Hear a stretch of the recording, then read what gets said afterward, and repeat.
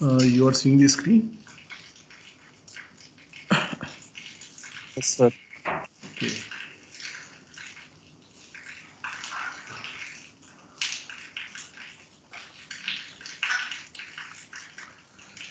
So let us start this class.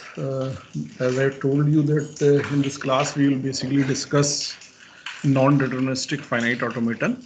We will discuss its introduction, formal definition. We will take a comparison between the NFAs and DFAs, and then we will look at the design of NFAs. Okay. So let us start with the non-deterministic finite automaton. Non-deterministic finite automaton, in short we call it as NFA. Okay. So before it, whatsoever machines we have discussed were also known as a deterministic finite automaton, जिसका हमने पूरे design की practice की, आपको पूरी एक problem sheet दी हुई थी जिस पे आपने सब प्रैक्टिस कर रहे थे. तो that was basically deterministic finite automaton, a DFA. So in short we call it as FA only. So if we call it FA only, then we simply mean that it is deterministic finite automaton. So now we are going to discuss NFAs. Now, each NFA accepts a language that is also accepted by some DFA. That is, NFA accept exactly the regular language just as DFAs do. जब हमने DFAs discuss किए थे, we have discussed that DFA represent is having the capability of representation of only a limited set of languages. Okay, so among all possible languages, there is a small set of languages which can be represented by DFAs. Okay, and we call those languages as the regular languages. Okay, so our NFAs also represent only the regular languages. Okay, and as this statement says that NFA accepts a language that is also accepted by DFA. यानी कि अगर हम कोई NFA बनाते हैं किसी भी language के लिए, there will always exist a corresponding DFA. So यानी कि कोई भी नई मशीन हम नहीं बनाने जा रहे हैं, कोई भी नया कंप्यूटेशन या कोई भी नया रिप्रेजेंटेशन पावर इसमें इस NFA से ऐड नहीं होने वाला है. It will represent only those languages which are also represented by DFAs. Now question is, अगर ऐसा ही है तो why we are discussing NFAs? DFA से जब हमारा काम चल जाता है, डीएफए हमने डिस्कस कर लिए, प्रैक्टिस कर लिए, तो वाई एनएफए, एनएफए हमें क्यों चाहिए? NFAs we require because often NFAs are more succinct and easier to design than DFAs. अभी हमने DFAs डिजाइन किए, प्रैक्टिस भी की, and some simple or moderate level of type of problems in DFA we were able to solve. We have practiced. कुछ लोग अच्छा कर रहे होंगे, कुछ लोग उतना अच्छा नहीं कर रहे होंगे, कुछ लोग कम कर रहे होंगे. So अगर NFAs की हम बात करें तो NFAs को हम इसलिए चाहते हैं बिकॉज ये हमें डिजाइन करने में आसान होते हैं. And after designing NFA, we can easily convert it to the DFA. Okay, so these are the two reasons because of that we are also discussing NFAs. Okay, for the discussion of NFAs, DFAs were also required. So that's why first we have discussed the DFAs. Ultimately, we want our machines to be deterministic. So we want DFAs ultimately. Okay, but NFAs we are discussing just because they are easier to design, they are more succinct, means they are more close to our understanding about the languages. Okay, and then we can convert these to the DFA. So that's why we are also discussing NFAs. So let us have a look at NFAs. So I'm taking the first very informal definition of NFA. So a non-deterministic finite automaton, that is an NFA, is a finite automaton. It is also a finite automaton. So all the things which we have discussed for DFAs are also applicable to the NFAs with modification. Of change kya hai? Change kya hai? With modifications to allow 0, 1 or more transitions from a state on the same input symbol. DFA में आपका क्या होता था? DFA में आपका हर state से हर symbol के corresponding केवल एक ही ट्रांजिशन बाहर जाता था. ठीक है, यहां हमारा क्या है? वी आर अलाउइंग 0, 1 और मोर ट्रांजिशंस. यानी कि हो सकता है कोई ट्रांजिशन ना हो सकता है केवल एक ट्रांजिशन हो, और हो सकता है एक से ज्यादा ट्रांजिशंस हो, like 2, 3, 4, 5, and so on, any number up till infinity. So many more transitions are possible. So non NFA में हमने DFA से क्या चेंज किया कि हमने इसको फ्लेक्सिबल बनाया, हमने इसको और पावर दी कि इसमें जीरो ट्रांजिशन भी हो सकता है, किसी स्टेट से किसी पर्टिकुलर सिंबल पे हो सकता है कोई ट्रांजिशन ना जा रहा हो सकता है केवल एक ही ट्रांजिशन जा रहा हो, या हो सकता है एक से ज्यादा ट्रांजिशन जा रहा है. So this change we have brought to the DFA, and our resulting structure is called NFA. I hope you have understood what do we mean by NFA. Is it, Aditya? Yes, sir. Okay. Let us take one example. Okay. So I'm taking an example in which your sigma is only A. So there is only one alphabet symbol in your alphabet, that is A. So over which we are going to define our machine. Okay. So this machine I have defined. This is the start state. Now on A, it is having three transitions. One transition is going to this state, which is a final state. Another transition is going to this state, which is a non-final state. And third transition goes to this state, which is further having the transitions over A and ultimately reaching to a final state. So यहाँ पे अगर आप देखिए तो you are having, आप देखिए DFA के हिसाब से इसमें सब कुछ है, केवल एक ही सिंबल है तो हर स्टेट से मैक्स जो है क्या हो सकता है, एक ही ट्रांजिशन बाहर जाना चाहिए. अब चूंकि हम NFA बना रहे हैं तो हमने क्या अलाउ किया, जीरो ट्रांजिशंस भी अलाउ किए. You can see here in this particular state there is no transition outgoing. अगर ये DFA होता तो इस स्टेट का A पर ट्रांजिशन आपको डिजाइन करना पड़ता. ठीक है, अब चूंकि ये NFA है तो रेस्ट्रिक्शन नहीं थी, हमने यहाँ A पे ट्रांजिशन नहीं बनाया. ठीक है, यहाँ पे भी देखिए हमने A पे ट्रांजिशन नहीं बनाया.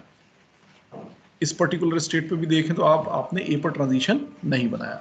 इस स्टेट का A पर ट्रांजिशन है और इस स्टेट का आप देखिए A पे एक नहीं मल्टीपल ट्रांजिशंस है, 1, 2 एंड 3. तीन ट्रांजिशन आपने इस स्टार्ट स्टेट से बनाए हैं A पर. So what we have done, we have taken an example of an NFA in which we are allowing 0, 1 और more ट्रांजिशन. आप देखिए इस पर्टिकुलर स्टेट में 1, 2, 3, इन तीन स्टेट्स में हमने कोई ट्रांजिशन नहीं लिया. इस पर्टिकुलर स्टेट में हमने केवल एक ट्रांजिशन लिया है A का, और इस पर्टिकुलर स्टेट में जो कि स्टार्ट स्टेट भी है हमने A के तीन ट्रांजिशन लिए हैं. सो it is perfectly defined NFA. Is it और नॉट? आप देखिए स्टार्ट स्टेट भी है, फाइनल स्टेट्स भी हैं, स्टेट्स भी हैं. ठीक है, और अब हमारे ट्रांजिशंस भी हैं. Is it? जैसा हमारे NFA के लिए था वैसे ही ट्रांजिशंस भी हैं. So is it an complete perfect example of an NFA? Now we have some discussion over it. Now if you look at from the initial state, if you are reading an A, in this state, always you will start executing any string from the start state. So अगर आपका string केवल A है, okay, तो your only string is A. You are reading an A. Only this is your string. So whether this A will be the part of the language or not, whether it is accepted by the machine or rejected by the machine. आप देखिए अगर आप start state से शुरू कर execute करें तो आपके पास A के लिए तीन पाथ है. पहला पाथ, अगर आप ये वाला पाथ फॉलो करते हैं, if you follow this path, then you will reach to a final state. और आपका वहीं पे स्ट्रिंग फिनिश हो गया, तो फाइनल स्टेट में फिनिश हुआ तो क्या होना चाहिए, ये एक्सेप्ट होना चाहिए. लेकिन अगर आप second path follow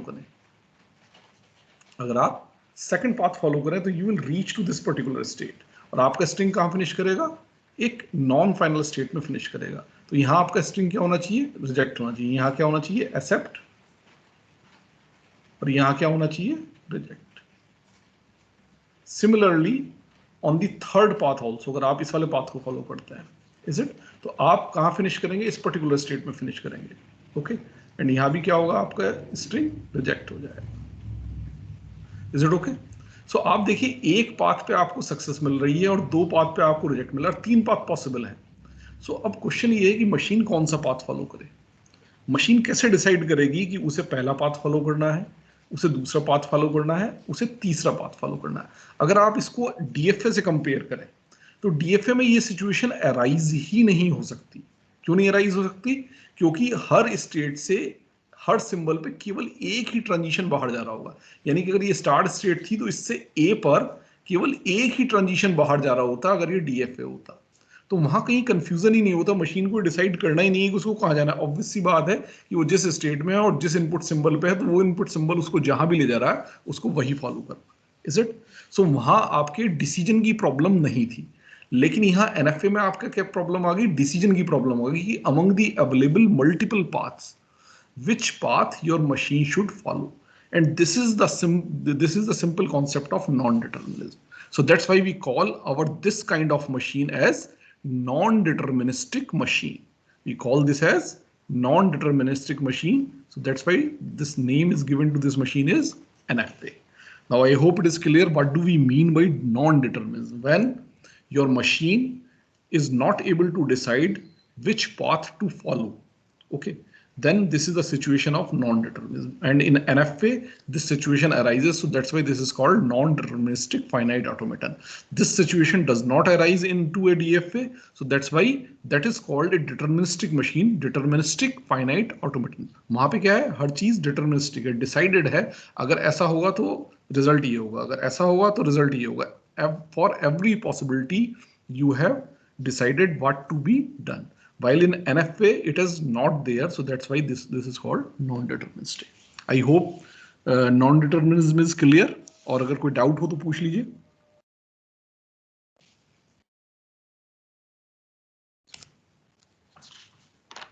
class? Sir. Okay. Sir clear है. So now we come to the second concept related to the NFAs, that is the notion of acceptance.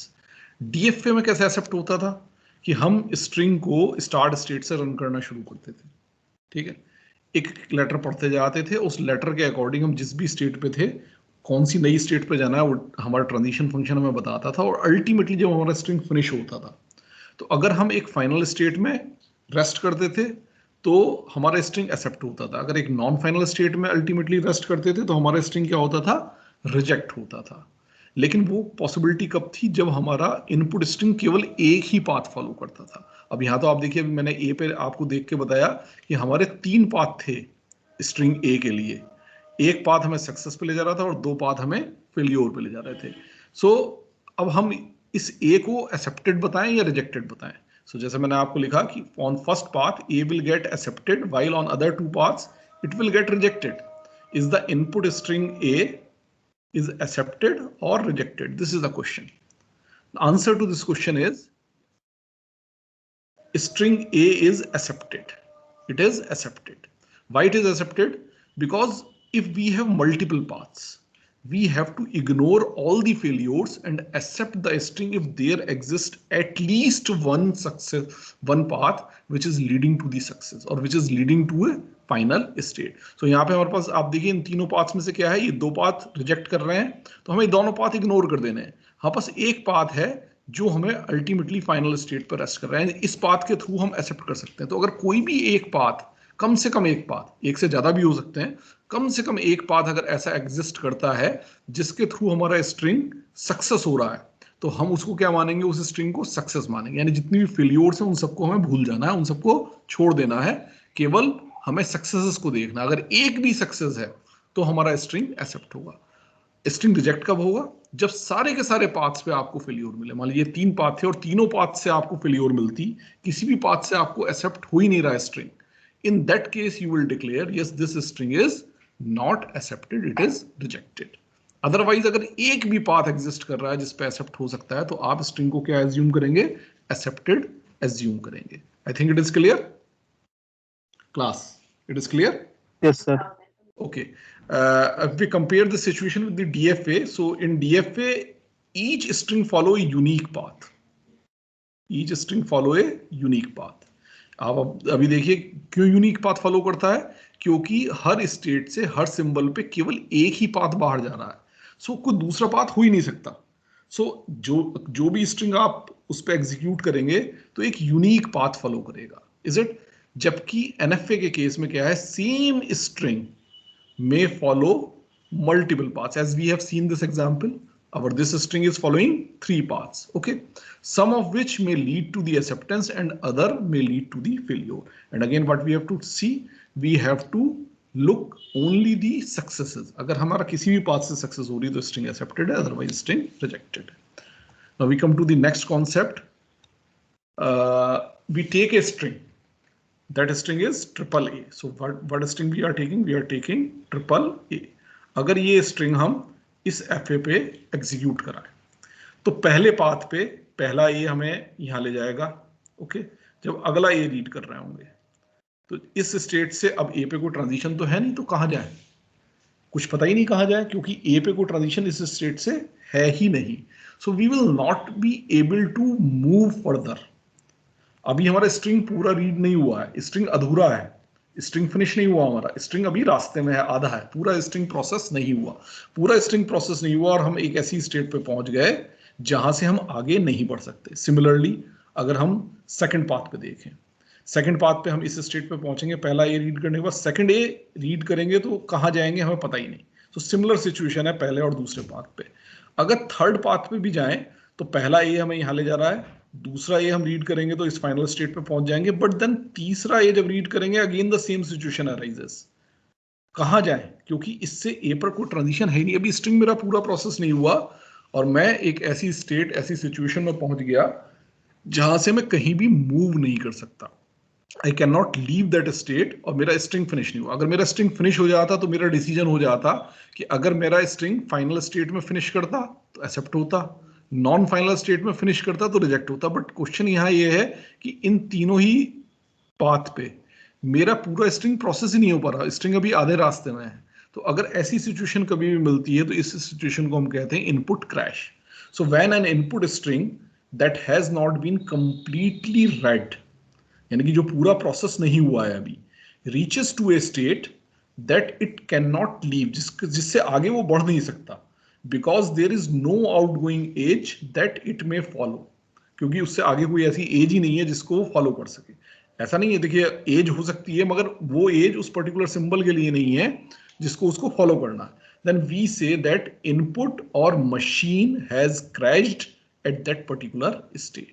So that particular thread of execution will go. So we will terminate the execution in that case and input must be rejected. यानी कि अगर हमारा input crash होता है तो वो input क्या होगा? Reject हो जाएगा. अगर वो input crash होगा तो उस particular thread of execution में उस input को हम क्या करेंगे?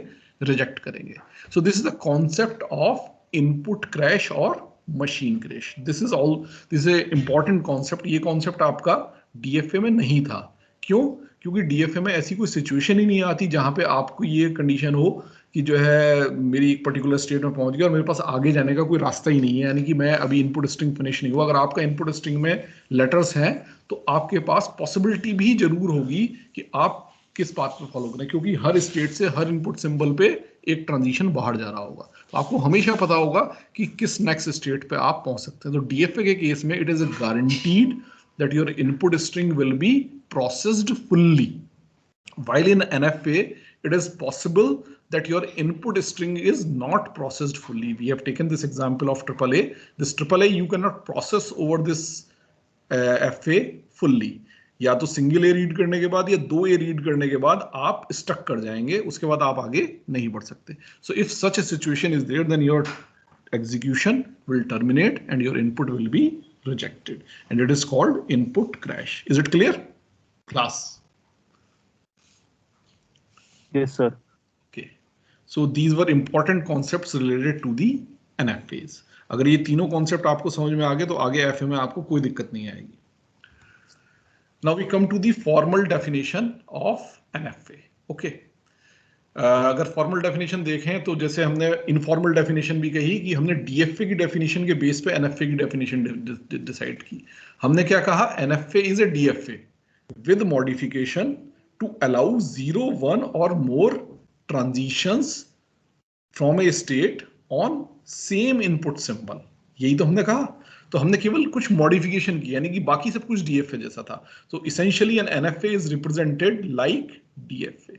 डीएफए को भी हम इसी जो है 5 टपल से रिप्रेजेंट करते थे, Q, sigma, delta, Q0 and F.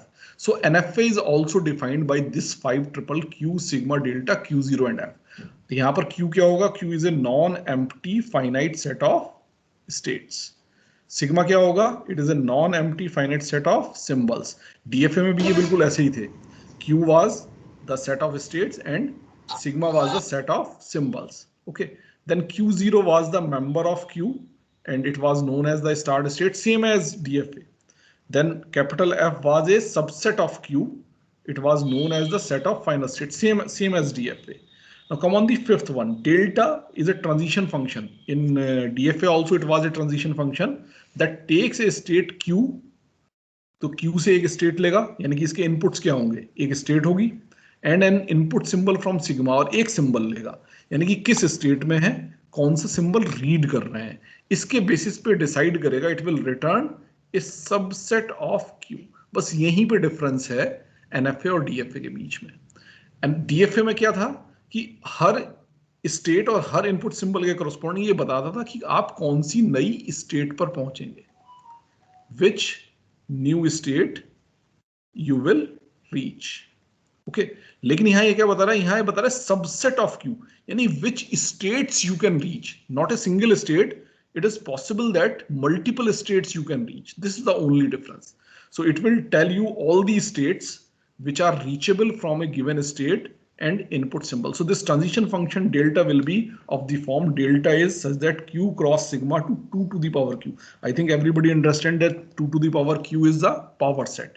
So if we take a member from the power set, so power set में members कौन से होंगे, जो set के subsets हैं जितने भी, वो सारे के सारे members होंगे 2 to the power q के. So it will return you a subset of q, means it will tell you which states you can reach on a from a given state and given input symbol. क्योंकि multiple states आप यहाँ reach कर सकते हैं. आप देखिए पिछला अगर आप example देखें, यही वाला example, तो इस पर्टिकुलर स्टेट में अगर आप ए रीड करते हैं तो you can reach to this state and this state. So a set of states you are able to reach. So that's why result will be a set of states. And obviously बात है, जो भी set of state होगा, ये जितने भी पूरा states हैं आपका, उसका एक subset होगा. So that's why you are being given a subset of Q. So this is the only difference. अगर आप DFA के लिए देखें तो for DFA क्या था? For DFA delta was Q cross sigma to Q. यानी कि एक पर्टिकुलर स्टेट में है, एक पर्टिकुलर इनपुट सिंबल अगर रीड कर रहे हैं तो ये आपको बताएगा कौन सी नई स्टेट में जाएंगे. क्यू का कोई एलिमेंट आएगा, यानी क्यू का एलिमेंट कोई एक स्टेट आएगी, सिंगल स्टेट. जबकि यहां क्या आएगा, यहाँ 2 to the power q का कोई एलिमेंट आएगा, तो इस set of states.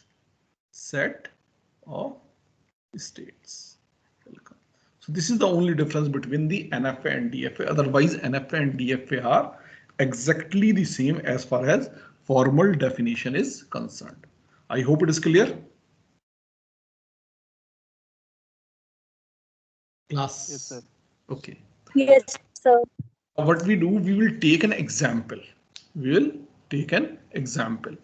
So we have to design an NFA to accept all strings over sigma is equal to 0 1 which ends with 0 1. So I hope इसका अगर DFA बनाने के लिए कहा जाता तो आप सब बड़े आराम से बना सकते थे. कैसे बनाएंगे इसको, सक्सेस पाथ से बना लेंगे आराम से, इज इट. लेकिन हमें DFA नहीं बनाना, हमें NFA बनाना. रेगुलर एक्सप्रेशन इसकी 0 + 1 * 0 1 ये होगी. ये क्लियर है सबको, इसमें कोई डाउट तो नहीं क्लास, इसमें कोई डाउट तो नहीं. No sir.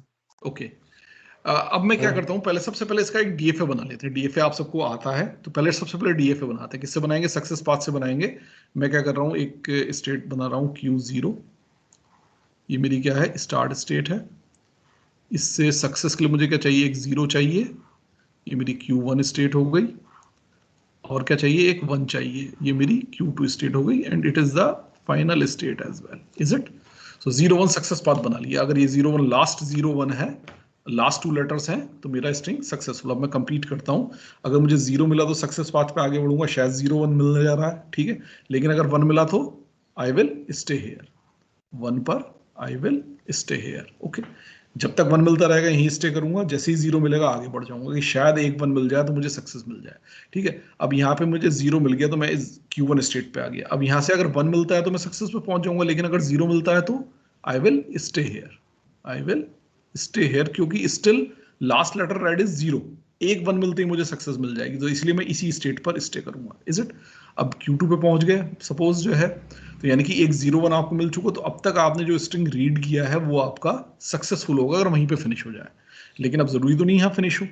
अगर मान लीजिए इसके बाद मेरे को इस स्टेट के ट्रांजिशन भी तो बनाने हैं, अब अगर मेरे 0 आया तो क्या मतलब है, 0 आया तो 1 0 से एंड होगा, तो 1 0 से एंड तो एक्सेप्टेड है नहीं।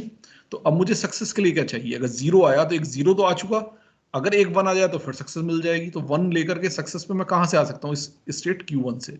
सो on 0 I will be moving back to this state Q1, ठीक है। और अगर मेरे को 1 मिलता है तो, अगर 1 मिलता है तो मेरा 1 1 से एंड हो रहा है। अब 0 भी नहीं है, अब मुझे सक्सेस के लिए क्या चाहिए, मुझे पूरा 0 1 चाहिए, तो पूरा 0 1 मुझे कहां से मिलेगा, Q0 स्टेट से मिलेगा। तो on 1 I will be moving to the state Q0। So ये मेरा DFA बन जाता।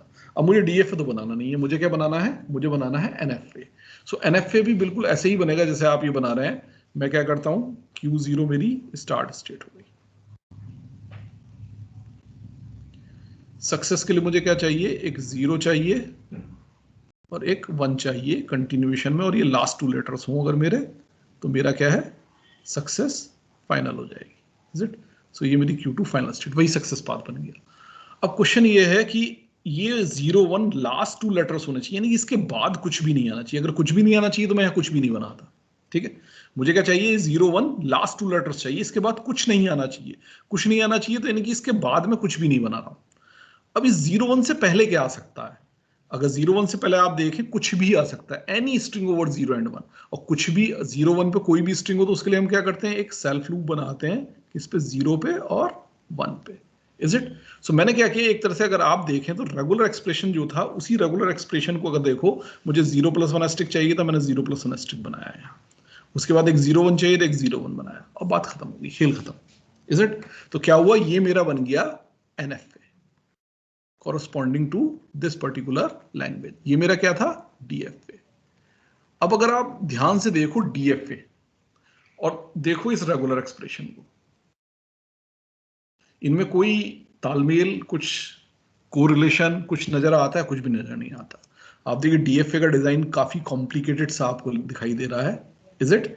काफी कॉम्प्लिकेट, सही है DFA, ये हमें मालूम है, हम प्रैक्टिस कर चुके हैं, हम चेक कर चुके हैं, but it is a quite complicated design. Okay, ये इस DFA को देख करके आपको ये समझ में नहीं आता आसानी से कि लैंग्वेज क्या है। आपको इसको एनालाइज करना पड़ेगा। जब तक एनालाइज नहीं करेंगे, चूंकि आप एक्सपीरियंस हो गए थोड़ा सा DFA बनाने में, तो आप शायद एनालाइज करके आराम से इसकी लैंग्वेज बता पाए, but it is not so easy. लेकिन अगर आप इस NFA को देखिए, अगर आप इस NFA को देखिए, तो NFA को कंपेयर करिए इस रेगुलर एक्सप्रेशन से, बिल्कुल जैसा रेगुलर एक्सप्रेशन दिख रहा है वैसे ही NFA दिख रहा है। Is it? सो आप अगर लैंग्वेज की अपनी अंडरस्टैंडिंग है कि लास्ट 2 लेटर शुड बी 0 1 और उससे पहले कुछ भी आए, लास्ट 2 लेटर्स आर 0 1 और उससे पहले कुछ भी आए, so NFAs are more close to our understanding of the language, they are more succinct, they are easier to design. आप देखिए ये डिजाइन करना भी आसान है इसमें, चूंकि लेसर नंबर, नॉर्मली NFA में आपके DFA से कम ट्रांजिशंस होंगे, तो आपका जो है NFA बनाने में भी सिंपल होगा। अभी आप बिल्कुल सिंपल सिंपल ले रहे हैं तो जो है इतना डिफरेंस शायद ना पता चले, बट जब आप कॉम्प्लिकेटेड DFAs बनाते हैं तो DFAs बनाना बहुत मुश्किल हो जाता है, बट उसके कॉरस्पॉन्डिंग NFAs बनाना आपको आसान रहता है। आप देखिए why it is NFA। NFA क्यों है, आप देखिए Q2 का मैंने ना 0 पे ना 1 पे ट्रांजिशन ही नहीं बनाया। So Q2 on 0 and 1 I have defined 0 number of transitions, कोई ट्रांजिशन बनाया ही नहीं। अगर आप Q1 को देखिए, इसका 1 पे ट्रांजिशन तो है लेकिन 0 पे ट्रांजिशन नहीं है, तो 0 पे कोई ट्रांजिशन नहीं बनाया, 1 पे सिंगल ट्रांजिशन बनाया है। Is it? इसी तरह से अगर आप Q0 का देखिए तो 1 पे तो एक ट्रांजिशन है, लेकिन 0 पे 2 ट्रांजिशन है, एक ट्रांजिशन टू इटसेल्फ, एक ट्रांजिशन टू Q1 स्टेट। सो 0 पे कितने ट्रांजिशन है इस Q0 स्टेट के, 2 ट्रांजिशन है। तो 0 1 और एक से ज्यादा ट्रांजिशन मैंने अलाउ किए हैं यहाँ पे, सो that's why this is an NFA। अब क्वेश्चन ये कि मैंने बना तो दिया, आपको कॉन्सेप्ट भी बता दिया, सीधा समझ में भी आ रहा है, whether it will work correctly और नॉट, ये सही काम करेगा या नहीं करेगा, ये कैसे डिसाइड होगा। आप देखिए NFA पे सक्सेस के लिए क्या क्राइटेरिया है, NFA पे सक्सेस के लिए क्राइटेरिया है कोई भी एक स्ट्रिंग लीजिए आप, उसको NFA पे एग्जीक्यूट कराइए। अब DFA होता तो वो स्ट्रिंग एक यूनिक पाथ फॉलो करेगा, ठीक है, और अल्टीमेटली जिस स्टेट में पहुंचना होगा उस स्टेट में पहुंचेगा। अगर फाइनल स्टेट में पहुंचता है तो एक्सेप्ट, नॉन फाइनल स्टेट में पहुंचता है तो रिजेक्ट, इज इट?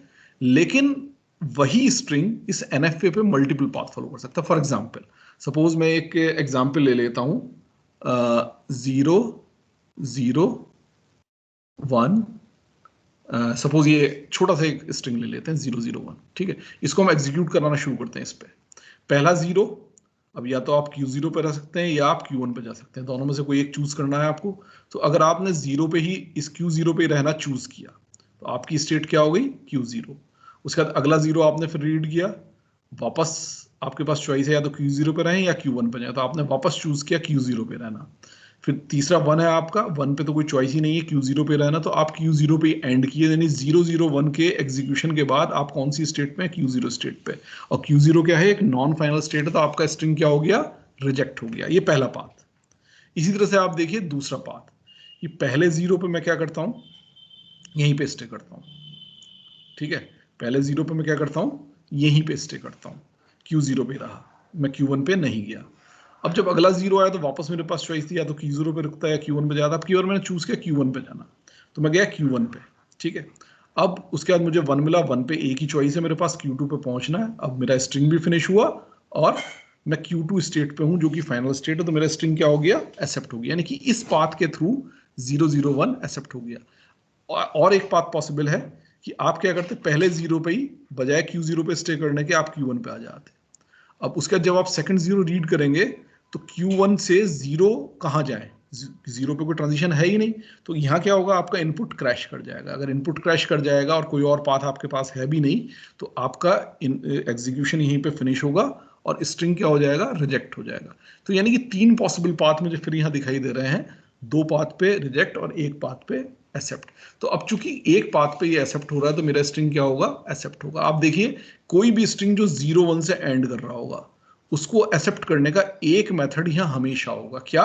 कि लास्ट का जो 0 1 है उस पे तो आप Q1 और Q2 स्टेट पे आए, और उससे पहले का जो कुछ भी है 0 1 का कोई भी स्ट्रिंग आप यहां कंज्यूम कर सकते हैं, जो कुछ भी है 0 आए या 1 आए, आप Q0 स्टेट पे बने रहे, ठीक है?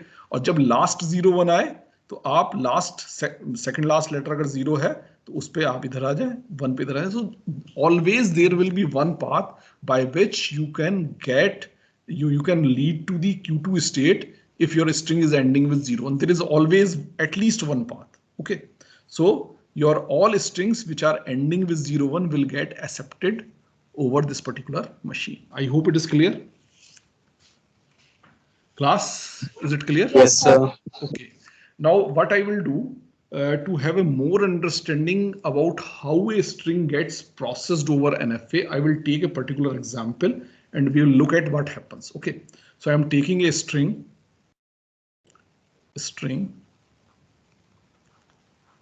that is 0 0 1 0 1, is it? So this is a string which I wish to execute over it. Q0 से स्टार्ट करते हैं, Q0 स्टेट, ये मेरी स्टार्ट स्टेट है, ठीक है?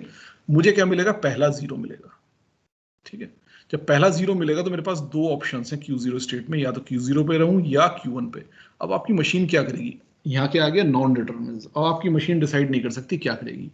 अब जब डिसाइड नहीं कर सकती क्या करेगी, तो ये क्या करती है? ये सब कुछ करती है, जितने पॉसिबल ऑप्शंस हैं सभी ऑप्शंस को एक्सप्लोर करती है। क्यों एक्सप्लोर करती है? क्योंकि हमारा स्ट्रिंग एक्सेप्टेड कब होगा? अगर सारे पॉसिबल पाथ्स में कोई भी एक पाथ सक्सेस पे ले जा रहा है, तो वो कौन सा पाथ होगा मशीन को तो मालूम नहीं। तो मशीन ये देखने के लिए कि हर पाथ आपको कहाँ ले जा रहा है, वो जितने भी पॉसिबल पाथ्स हैं सारे पाथ्स को एक साथ फॉलो करती है। ओके, सो जैसे ही 0 मिला तो एक पाथ तो आपको ले जाएगा Q0 पर, और दूसरा पाथ आपको क्या ले जाएगा? Q1 पर, इज इट? एक पाथ Q0 पे और दूसरा पाथ आपको Q1 पे, यानी कि एक साथ दो पाथ आपकी मशीन फॉलो कर रही है।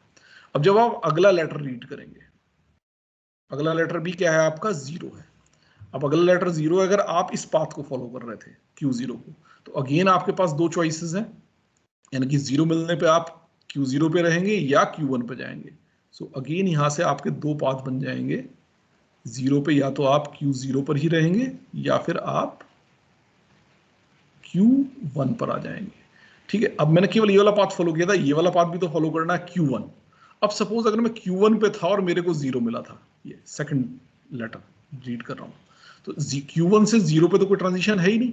अगर Q1 से 0 पर कोई ट्रांजिशन नहीं है तो इसका मतलब क्या है, मैं आगे नहीं बढ़ सकता, इस पर्टिकुलर थ्रेड ऑफ एग्जीक्यूशन पर मैं आगे नहीं बढ़ सकता। आगे नहीं बढ़ सकता तो क्या होगा, ये थ्रेड टर्मिनेट होगा और मेरा स्ट्रिंग क्या होगा, यहाँ पे रिजेक्ट हो जाएगा, यानी कि इस पर्टिकुलर थ्रेड पे जो मेरा स्ट्रिंग है वो रिजेक्ट हो गया। लेकिन अभी बाकी थ्रेड्स मेरे चल रहे हैं। ओके, सो यहाँ पे इस थ्रेड को मैं यहीं पे कर दूंगा, तो this thread will die out, this thread will die out. Okay, so ये थ्रेड डाइड हो जाएगी, this thread is dead. Okay, not died, it should be, either I should write die out or it dies. Okay, now अब मेरे पास ये दो thread हैं जो active हैं। अब मैं दो सिंबल रीड कर चुका हूँ, तीसरा सिंबल मेरे को रीड करना है। ओके, तो तीसरा सिंबल रीड करना ये है 1। सो अब Q0 की स्टेट में अगर मेरे को मिलेगा 1, तो Q0 on 1 where I should move, I should move to Q0, दूसरी कोई चॉइस ही नहीं है, इज इट। लेकिन अगर मैं Q1 स्टेट में हूं और मेरे को एक 1 मिलता है, ठीक है, so Q1 on 1 I can go to Q2, so Q1 on 1 I will move to Q2। अब आप देखिए कि मेरे जो दोनों पाथ हैं, एक पाथ मेरा Q0 पे पहुंचा और दूसरा पाथ मेरा Q2 पे पहुंचा। अगर मेरा स्ट्रिंग केवल यहीं तक होता तो मैं, चूंकि सारे पॉसिबल पाथ्स में से एक पाथ ऐसा है जो मुझे Q2 यानी कि फाइनल स्टेट पे ले जा रहा है, यानी कि मेरा स्ट्रिंग यहीं फिनिश होता तो वो स्ट्रिंग क्या हो जाता, एक्सेप्ट हो जाता। आप देखिए 0 0 1, this string is going to be accepted because it is ending with 0 1। Is it clear?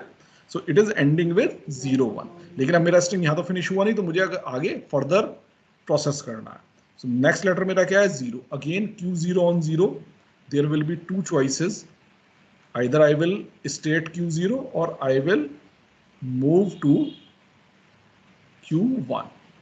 अब Q2 पे रहूँ, अब Q2 पे मुझे क्या मिलेगा, 0 मिलेगा। अब Q2 पे तो कोई ट्रांजिशन मैंने डिफाइन ही नहीं किया, यानी कि अगर जब मैं 0 रीड कर रहा हूँ तो ये वाले थ्रेड तो मेरे चलेंगे, but this thread will die out because I can not further pursue it. Q2 से 0 पे कोई ट्रांजिशन ही नहीं है मेरे पास। Q2 में अगर हूं तो मुझे नहीं पता 0 पे मेरे को कहां जाना है, is it. So that's why यहाँ सक्सेस पे पहुंच के भी मेरा थ्रेड क्या हो जाएगा, डाई आउट हो जाएगा, क्योंकि 0 0 1 तक सक्सेस थी, लेकिन 0 0 1 0 आते ही मेरी सक्सेस खत्म हो गई, मेरा इनपुट क्रैश कर गया और मेरे पर्टिकुलर थ्रेड ऑफ एग्जीक्यूशन क्या हो गया, it die out, it dies. Okay, so मेरा ये थ्रेड ऑफ एग्जीक्यूशन यहीं पे फिनिश हो जाएगा, मैं बाकी दो पे परस्यू करूंगा।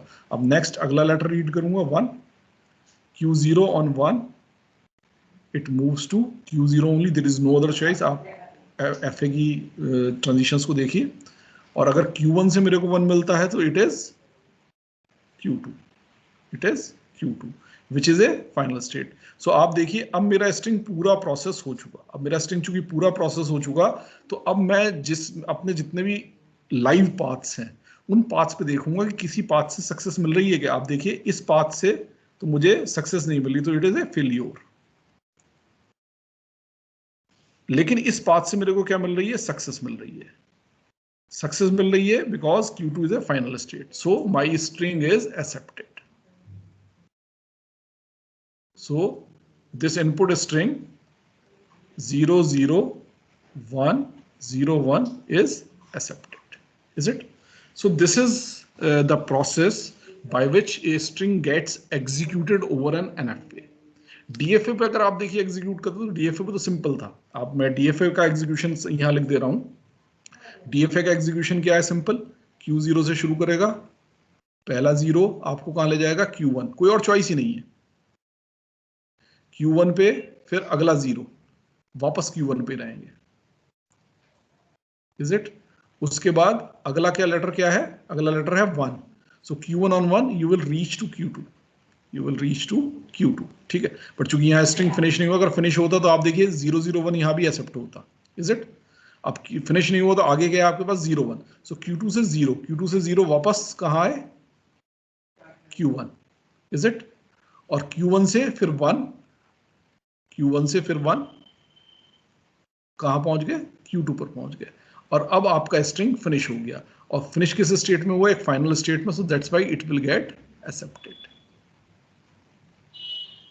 Is it? आप देखिए डीएफए में केवल एक सिंगल यूनिक पाथ था किसी भी स्ट्रिंग के लिए, जबकि एनएफए में मल्टीपल पाथ सेम स्ट्रिंग पे पॉसिबल है। उनमें से कुछ पाथ आपको फेल्योर पे ले जाएंगे, कुछ पाथ आपको सक्सेस पे ले जाएंगे, और कुछ पाथ पे आपका थ्रेड डाई आउट कर जाएगा। ठीक है, तो वो पाथ भी एक तरह से आपके क्या है, फेल्योर के पाथ है। तो अगर एक भी सक्सेस का पाथ अवेलेबल है तो आपका स्ट्रिंग क्या होगा, एक्सेप्ट होगा। I hope now you are very much clear about the concept of NFA and how a string gets processed over the NFA, and I have given a little bit idea how we can design the NFA. Okay, मैंने आपको तरीका बताया। Normally success path follow किया जाएगा इसमें, और success के लिए क्या चाहिए, और हम अगर रेगुलर एक्सप्रेशंस लें तो रेगुलर एक्सप्रेशंस हम डायरेक्ट एनएफए बना सकते हैं। It is more succinct, more easier to design if we understand the language. DFA के केस में जबकि ऐसा नहीं है, डीएफए में चूंकि मुझे सारे ट्रांजिशन कंप्लीट करना है तो normally it is a complicated design. Is it clear? Yes, sir. Yes, sir. Okay.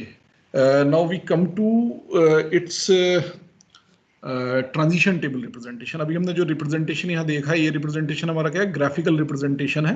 ठीक है, अगर ट्रांजिशन टेबल रिप्रेजेंटेशन, तो मैं इस एनएफए के कोरस्पॉन्डिंग एक ट्रांजिशन टेबल बना रहा हूँ। ट्रांजिशन टेबल कैसे बनेगी, एक साइड में हम क्या लेते हैं, स्टेट्स। मेरी कितनी स्टेट्स हैं इसमें, Q0, ये मेरी स्टार्ट स्टेट है तो एरो बना लेता हूँ, Q1 and Q2, because Q2 is final state as well, तो मैं यहाँ इसको सर्किल भी कर लेता हूँ। Is it?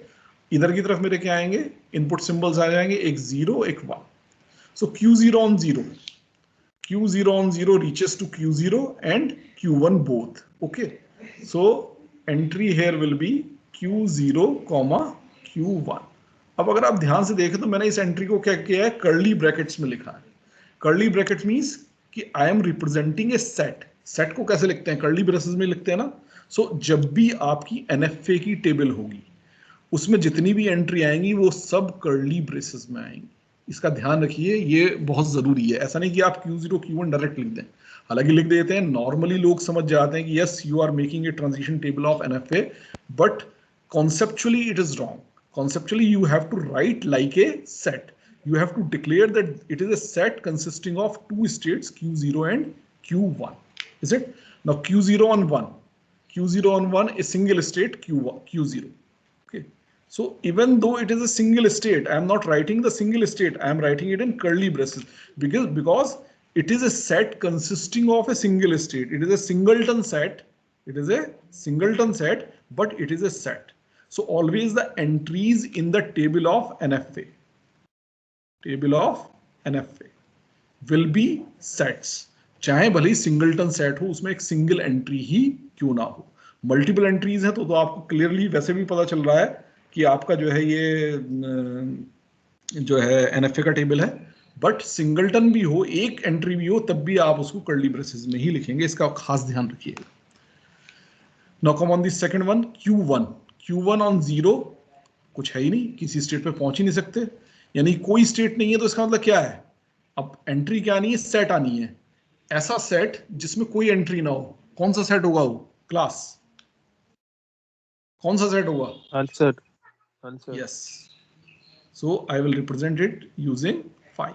It is the empty set. Okay, so it is a set consisting of no entry. Okay, not consisting of any element, so that's why it is 5. Now Q1 on 1, it reaches to Q2. Is it? Now Q2 on 0 also it is 5, on 1 it is also 5. Is it? So this will be the transition table in case of NFA. So NFA और DFA की table में difference क्या है, DFA की table में हर entry एक single state होगी, जबकि एनएफए की टेबल में हर एंट्री क्या होगी, एक सेट होगी। अब ऐसे ही अगर इसका डीएफए वाला टेबल में बना दूं फटाफट जल्दी से, सो 0 1, अगेन वही Q0 start state, Q1 and Q2. So Q0 on 0 is reaching to Q1, on 1 it is reaching to itself Q0, Q1 on 0 is reaching to itself Q1, on 1 it is reaching to Q2, Q2 on 0 is reaching to Q1, and Q2 on 1 is reaching to Q0. So this is the table for DFA. Now you can see the difference between the table of DFA and NFA. So DFA की table क्या होगी? हमेशा एक single entry होगी. Is it? So that's why it is not required to write it in a set. It is not a set. It is a single state. While in this case it is a set. अब अगर multiple entries है तो set दिखाई दे रहा है, but अगर single entry भी है, even then you have to write it like a set. Is it? So this is the difference between the transition table of NFA and DFA. This is also the method by which you can find out whether you are being given an NFA or DFA. अगर आपको transition table के form में problem दिया गया है, तो आप केवल ट्रांजिशन टेबल के स्ट्रक्चर को देख के पता लगा सकते हैं कि आपको एनएफए दिया गया है या डीएफए दिया गया है. Is it clear class? Yes, sir. Okay, so now we discuss one more concept, that is the language of NFA. Language of NFA. अब हमने डीएफए की लैंग्वेज कैसे डिसाइड की थी? डीएफए की लैंग्वेज के लिए हमारा कॉन्सेप्ट था कि all the words, collection of all the words from sigma star, collection of all the words from sigma star which are successful over the DFA are will form the language of that particular DFA. In the similar manner, collection of all words from the sigma star which are successful over the NFA will form the language of the NFA. So L is a subset of sigma star. और कौन से L में कौन से words आएंगे? All those words W which they're such that W leads to final state, some final state. अगर आप देखें तो डेफिनेशन डीएफए की भी यही थी, बट डीएफए और एनएफए की डेफिनेशन में अंतर क्या है कि W लीड करेगा फाइनल स्टेट को through a single unique path in case of DFA, but here in NFA there may be multiple paths, some of which may lead you to the failure, some of which may die out and some of which may lead you to the success. So if there exists at least one path which is leading you to the success, then your word W is the part of the language, and all the words W which are the part of the language, if you collect all those words, then it will be the language of NFA. Is it? So this was all about the NFA. Now I will move to the design of NFAs. How to design NFAs. For this, I will be taking certain examples. Okay. My first example is design NFA that accepts nothing. That accept nothing means everything should be rejected. इसका DFA हम लोगों ने बना रखा है ना, तो इसका डीएफए तो फटाफट बना सकते हैं. कैसे बनाते हैं इसका डीएफए?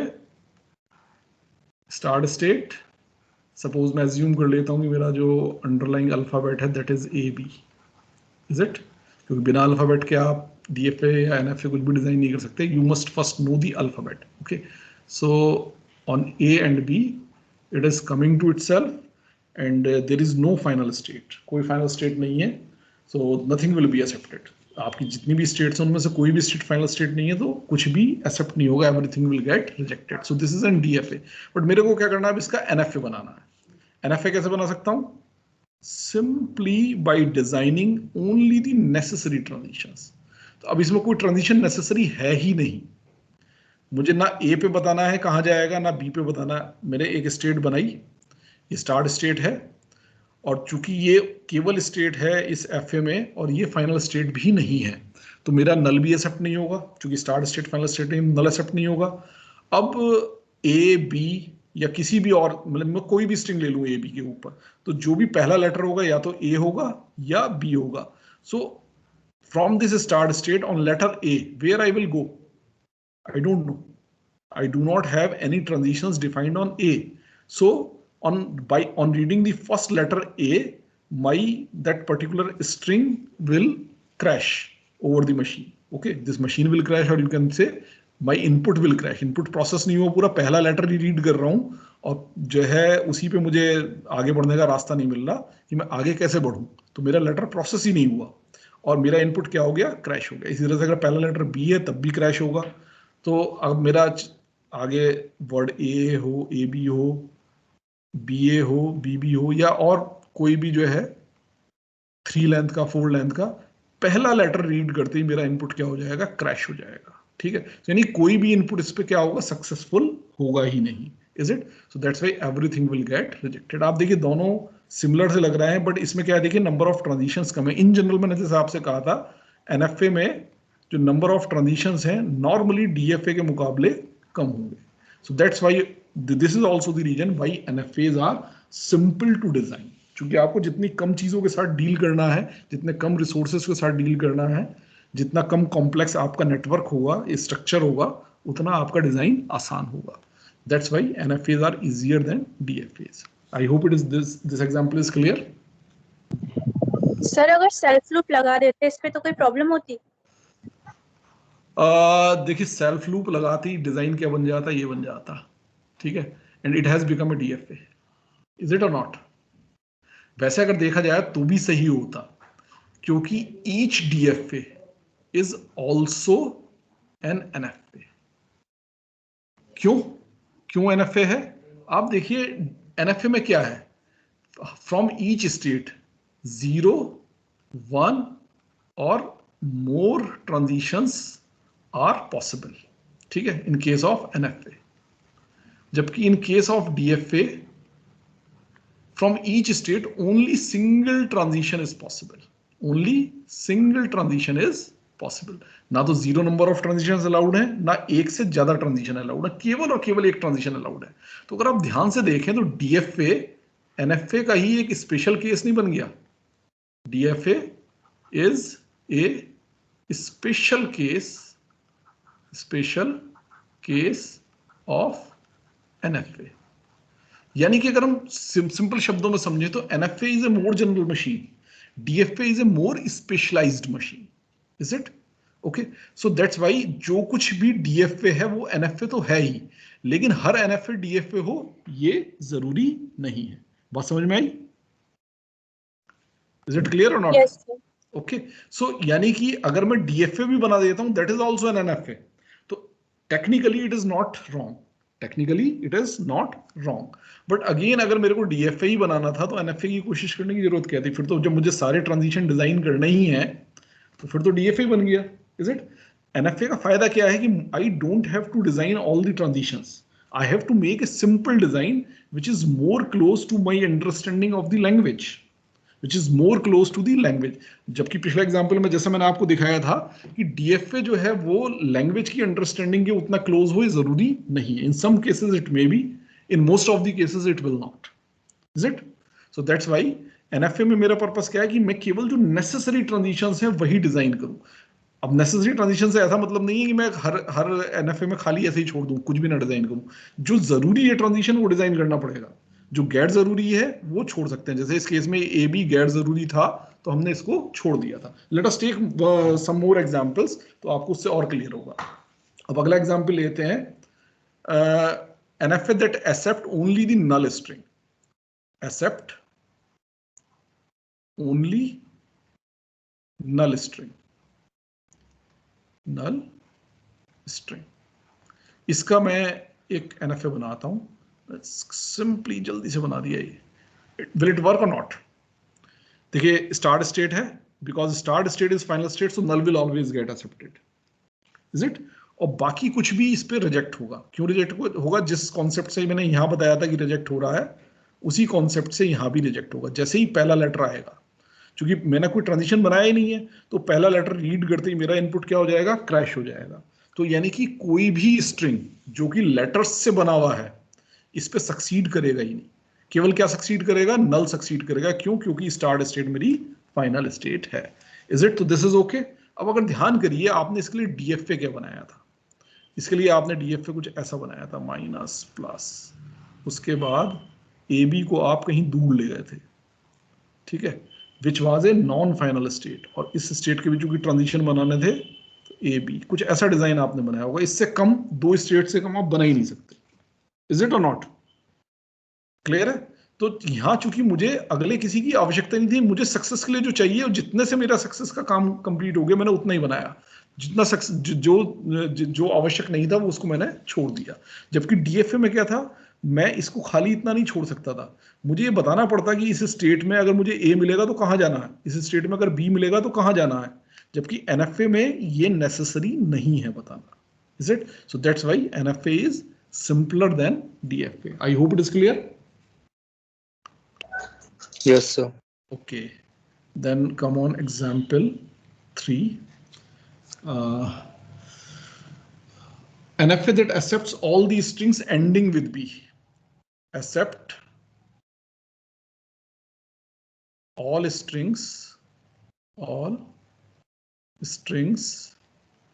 ending with B.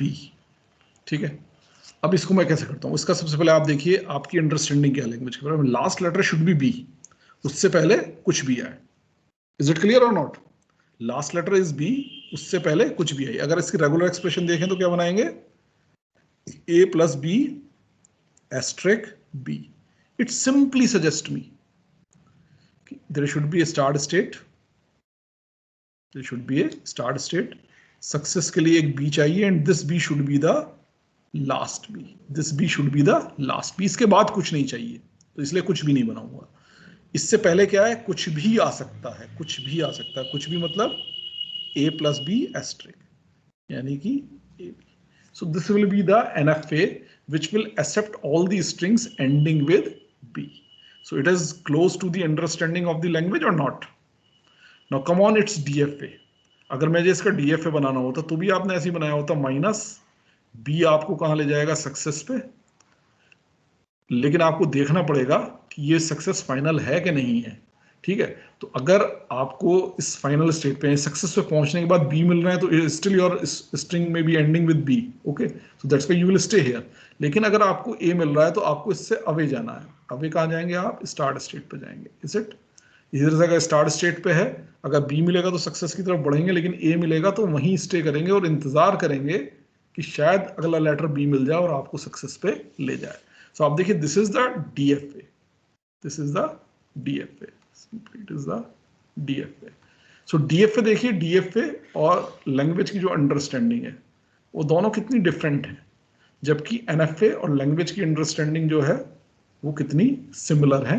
और आप देखिए, it is easier to design. Simple regular expression आया, ए प्लस बी एस्ट्रिक, एक लूप बनाया, ए प्लस बी एस्ट्रिक के कोरस्पॉन्डिंग बी के कोरस्पॉन्डिंग पाथ बनाया और सक्सेस फाइनल। क्योंकि इसके बाद कुछ नहीं चाहिए तो इसके लिए इसके बाद कुछ भी नहीं बनाना है, जबकि डीएफए में आपको सारे ट्रांजिशंस डिजाइन करने हैं।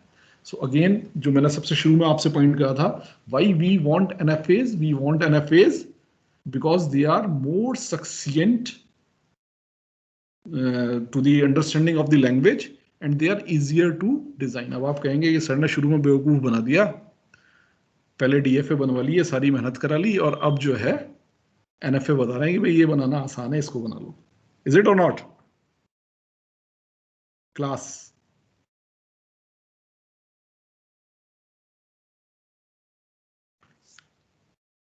Okay, so I think it is 5:30. So I am closing at this point. 2-3 more examples I wish to take, but because time limit is there. So these examples I will be discussing on the next lecture. And in that lecture, we will discuss also the method of converting NFA to DFA, because ultimately we want our machines to be deterministic. When we actually fabricate the things, ये तो design का part हो गया. When we actually fabricate the things, then we do not want non-deterministic machine. क्या आप कोई ऐसा fan चाहेंगे कि आप पतला स्विच ऑन करें, अब वो ऑन होगा या नहीं होगा? It is undecidable. पतला आपने स्विच ऑन किया, किसी बार तो ऑन हो गया, किसी बार ऑन नहीं हुआ। You never want this. So in practical life we don't want non-deterministic machines, we want deterministic machines. यानी कि अगर मैंने स्विच ऑन किया है तो इट शुड बी ऑन, अगर मैं स्विच ऑफ किया then it should go off. So determinism is required. So ultimately we want deterministic machines, but Non-deterministic machines, as we have seen that these are easier to design, so that's why we are discussing these. So अगर हम non-deterministic machines design करते हैं, so we need to ultimately convert these machines to the deterministic ones.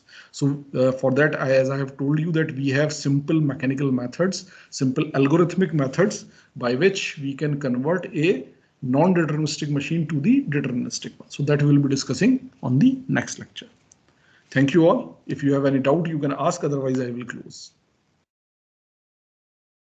Thank you, sir. Okay, thank you everyone.